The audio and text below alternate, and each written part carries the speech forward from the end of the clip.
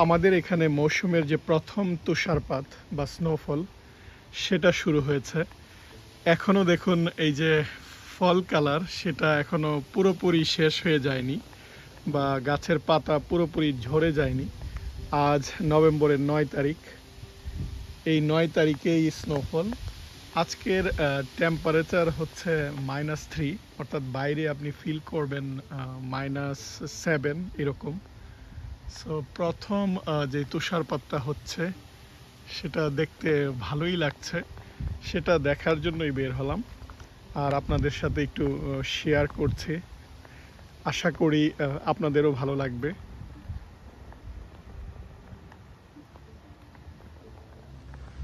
Snowfall বা এই যে তুষারপাতগুলা আমাদের দেখতে যতটা না সুন্দর মনে হয়, আপনি যখন এর মধ্যে হাঁটবেন, যেহেতু টেম্পারেচার মাইনাস, প্রচণ্ড ঠান্ডা অনুভূত হয়।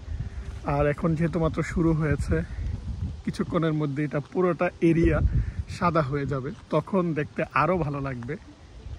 আপনারা অনেকেই জিজ্ঞাসা করেন যে ঠান্ডা কেমন বা কেমন ঠান্ডা পড়ে। সো এই যে দেখুন, এখন নভেম্বর মাস, নভেম্বরের শুরুতেই অলরেডি তুষারপাত বা সেটা শুরু হয়েছে। ফলে মিড ওয়েস্টের এই এলাকাগুলো, আপনি যদি মিশিগান বা এই যে ইন্ডিয়ানা বা ওহাইও, এই এরিয়াগুলোতে দেখা যায় যে অক্টোবরের শেষেই কিন্তু প্রচণ্ড ঠান্ডাটা পড়ে যায়, বা নভেম্বরে আপনার পুরোপুরি ঠান্ডা। সেই ঠান্ডাটা চলবে 3 থেকে 4 মাস, একদম জানুয়ারি, ফেব্রুয়ারি, মার্চ পর্যন্ত থাকবে। সো এই যে প্রচণ্ড ঠান্ডা, এর মধ্যেই কিন্তু আমাদের সব কিছু করতে হয়। আর আমেরিকায় আমি অনেক সময় বলেছি, যেহেতু এদের সিস্টেমটা উন্নত, একদিকে তুষারপাত হবে, অন্যদিকে ওরা রাস্তার যে বরফ সেটা তারা পরিষ্কার করে ফেলবে, ফলে তেমন কোনো সমস্যা হয় না। বা আগে থেকেই স্নোর প্রিডিকশন দেওয়া থাকে, লোকজন আগে থেকেই সেই প্রিপারেশনটা নেয়।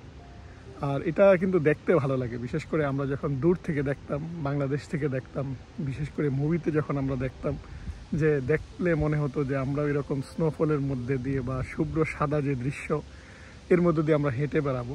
কিন্তু বাস্তবতা হচ্ছে যে আপনি বেশিক্ষণ এই জায়গায় দাঁড়িয়ে থাকতে পারবেন না, কারণ প্রচণ্ড ঠান্ডা।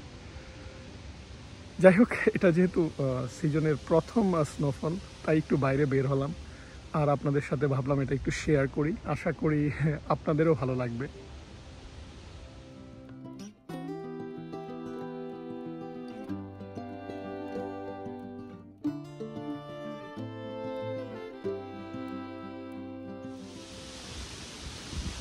একদিকে স্নোফল হচ্ছে, অন্যদিকে প্রচণ্ড বাতাস প্রবাহিত হচ্ছে। যদি বাতাস প্রবাহিত না হয় তখন কিন্তু আরও বেশি সুন্দর লাগে। যেহেতু বাতাস হচ্ছে, সেজন্য ঠান্ডাটা বেশি লাগছে। আর যেই অর্থাৎ ঠান্ডার যে তীব্রতা, সেটা বোঝাই যাচ্ছে যে সেটা আস্তে আস্তে বাড়ছে।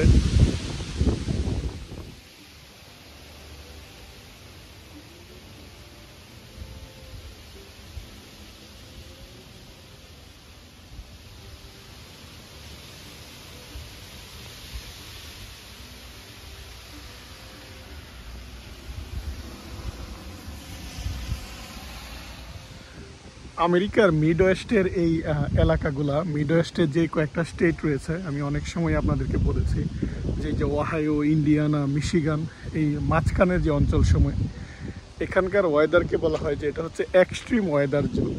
অর্থাৎ এই এলাকায় আপনার শীতকালে প্রচণ্ড শীত থাকে, বিশেষ করে নভেম্বর, ডিসেম্বর বা জানুয়ারি।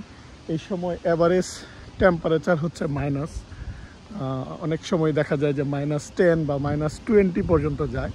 সো এই যে মাইনাস বা অর্থাৎ নেগেটিভ যে টেম্পারেচার, সেটা শীতকালের কমন টেম্পারেচার।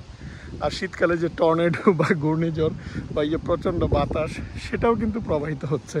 ফলে এটা একটা কমন ওয়েদার প্যাটার্ন এখানে। তারপর যখন বসন্তকাল আসে বা মার্চের শেষ দিকে, তখন টেম্পারেচারটা একটু ভালো হয়, স্প্রিং বা স্প্রিং সিজন যেটা। তারপর জুন জুলাইয়ের দিকে গ্রীষ্মকাল, তখন আবার প্রচণ্ড গরম থাকে। সেই সময় আবার খুব বেশি, অর্থাৎ গরম অনুভূত হয়, বাইরে আপনি তখন বেশিক্ষণ থাকতেই পারবেন না। অর্থাৎ গরমকালে প্রচণ্ড গরম, আর শীতকালে আবার প্রচণ্ড শীত। সেই সাথে হচ্ছে, যেহেতু এখানে লেক মিশিগান রয়েছে, সেই লেক মিশিগানের একটা স্নো ইফেক্ট, সেই ইফেক্টটা এই জায়গায় থাকার কারণে প্রচুর তুষারপাত হয়। এবং দেখা যায় যে ইদানিংকালে একটু কম হচ্ছে, কিন্তু আগে রেকর্ড পরিমাণ তুষারপাত ঘুরে বেড়াচ্ছি। একদিকে স্নোফলটা হচ্ছে, অন্যদিকে প্রচণ্ড বাতাস। প্রবাহিত হচ্ছে, ফলে দুইটাই অন্যরকম। আর শীতকালে আমাদের দেশে সাধারণত এত বৃষ্টি হয় না, কিন্তু আমেরিকায় বা শীত প্রধান দেশে যখন এই যে শীতকালে বৃষ্টিটা হয় আর সেই বৃষ্টির ফোঁটা যখন আপনার গায়ে পড়বে তখন কিন্তু প্রচণ্ড ঠান্ডা অনুভূত হয়। কিন্তু যেহেতু লোকজন এরকমভাবে বাইরে হেঁটে বেড়ায় না, দেখুন কাউকে এই জায়গাটা আপনি হাঁটতে দেখবেন না, কারণ সবাই দেখা যাচ্ছে যে তার বাসায় আছে বা গাড়িটাও তার গ্যারেজে রাখা। সো সেই জায়গায় সে বের হবে, বের হয়েই সে কিন্তু তার কাজে চলে যাচ্ছে। ফলে আমাদের মতো তাদের হাঁটার প্রয়োজন নেই, বা সে যে শপিং মলে যাচ্ছে বা সেই অফিসে যাচ্ছে সেই জায়গাটা সে সরাসরি চলে যাচ্ছে। ফলে এই যে ধরুন -10 বা -20 যদিও টেম্পারেচার হয়, এটা তাদের জীবনযাত্রায় তেমন কোনো প্রভাব পড়ে না। আরেকটা জিনিস হচ্ছে এই যে স্নোফলটা হচ্ছে, দেখুন এটা খুব নেগেটিভ টেম্পারেচার হলেই যে স্নোফল হয় এরকম। এই স্নোফলের কিছু প্যাটার্ন আছে, সেটা হচ্ছে যে সর্বনিম্ন যেই টেম্পারেচার সেই টেম্পারেচারের সাথে সর্বোচ্চ যেই টেম্পারেচার, এই সর্বোচ্চ টেম্পারেচারের পার্থক্যটা যদি খুব কম হয় তখন কিন্তু এই স্নোফলটা হয়। অর্থাৎ মনে করুন এখন মাইনাস টেম্পারেচার হয়েছে -2, আবার সর্বোচ্চ টেম্পারেচার হচ্ছে 2, খুব বেশি গ্যাপ নেই, 3-4 ডিগ্রি গ্যাপ, তখন কিন্তু এই যে স্নোফলটা হবে। কিন্তু এরকম যদি হয় যে সর্বনিম্ন টেম্পারেচার হয়ে গিয়েছে -7, আবার সর্বোচ্চ টেম্পারেচার যেটা সেটা আবার 7 ডিগ্রি বা 10 ডিগ্রি, অর্থাৎ গ্যাপটা বেশি, তখন দেখা যাবে যে আপনার এই যে স্নোফল, তুষারপাত সেটা হবে না। দেখুন প্রচণ্ড বাতাস প্রবাহিত হচ্ছে, অন্যদিকে স্নোফলটা হচ্ছে। আজ ছুটির দিন, ছুটির দিনের বিকেলবেলা এই স্নোফলটা শুরু হয়েছে, আরও যখন সকালবেলা পুরো শুভ্র সাদা হয়ে যাবে সেখানকার ভিউ কেমন সেটাও আমি এই ভিডিওতে আপনাদের সাথে একটু শেয়ার করার চেষ্টা করব। আর মৌসুমের যে প্রথম তুষারপাত, এর যে একটা অনুভূতি আমার সাথে, আশা করি যে আপনারাও এই ভিডিওটা খুব এনজয় করছেন। আমি যখন নিউ ইয়র্কে ছিলাম, নিউ ইয়র্কেও কিন্তু প্রচুর তুষারপাত হয়, কিন্তু এই যে ফল কালারের সাথে, অর্থাৎ এখনো পাতা ঝরে যায়নি, এর মধ্যে যে এরকম স্নোফল, দুইটার যে একসাথে দৃশ্য, অর্থাৎ একই সাথে দেখার সৌভাগ্য আমার এই জায়গাটায় প্রথম হয়েছে। চলুন আপনাদেরকে একটু বাইরের পরিবেশটা দেখাই। সন্ধ্যার পর দেখুন রাত্রের বেলা আস্তে আস্তে যে স্নোফলের কারণে চারপাশটা শুভ্র সাদা হয়ে যাচ্ছে, কিন্তু রাস্তা পরিষ্কার থাকে, বা রাস্তাটায় যেহেতু গাড়ি চলছে তাই রাস্তায় এখনও সেরকমভাবে কিন্তু জমে যাচ্ছে না, বা ওরা রাস্তায় যদি জমেও সেটা পরিষ্কার করে ফেলে। আর মানুষের যে স্বাভাবিক জীবনযাত্রা সব কিছুই কিন্তু চলছে। আপনি যদি রেস্টুরেন্টে যান বা বাইরের যে শপিং মলে যান, দেখবেন লোকজন আছে, বা যারা কাজ করছে তাদের এমন নয় যে আজকে ছুটি, তা নয়, তাদের যে রেগুলার ওয়ার্ক আওয়ার সেই রেগুলার কাজ কিন্তু তাদের এখানে চলছে।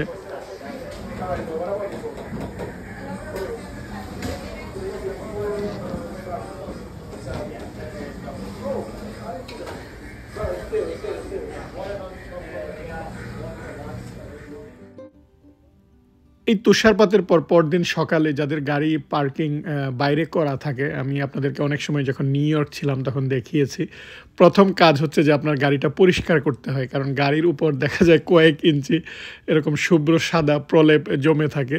ফলে এটা একটা কঠিন কাজ, বিশেষ করে আপনার সাথে সাথে পরিষ্কার না করলে, যেহেতু প্রচণ্ড ঠান্ডা বা মাইনাস, সেটা একেবারে জমে বরফ হয়ে যায়। ফলে যেই গাড়িগুলো বাইরে রাখা তাদের প্রথম কাজ হবে যে সকালবেলা বা সে যখন বের হবে তখন সেটা পরিষ্কার করা।